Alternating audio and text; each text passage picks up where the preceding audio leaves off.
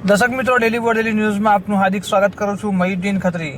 દર્શક મિત્રો, વાત કરીશું ઓરસંગ પુલ પાસે ઇકો કારમાં આગ લાગતા અફરાતફરીનો માહોલ. છોટાઉદેપુર જિલ્લાના બોડેલીના ઓરસંગ પુલ પાસે આજે બપોરના સમયે અચાનક છે તે ઇકો કારમાં આગ લાગી ગઈ હતી.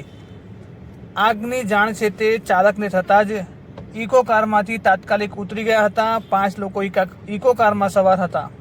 ઇકો કાર છે તે ઝાખરપુરા ગામની હોવાનું સામે આવ્યું છે. 5 લોકોનો આબાદ બચાવ થઈ ગયો છે, જ્યારે ઇકો કારમાં લાગેલી આગે અચાનક વિકરાળ સ્વરૂપ ધારણ કર્યું હતું અને ઇકો છે તે બળીને ખાખ થઈ ગઈ હતી.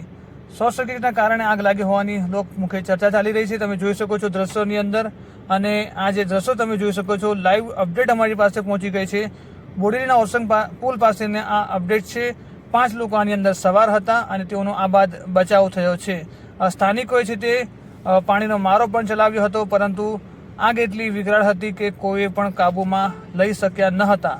તો દર્શક મિત્રો, વધુ અપડેટ જોવા માટે અમારી ચેનલ અને પેજને ફોલો કરવાનું ભૂલશો નહીં. ધન્યવાદ.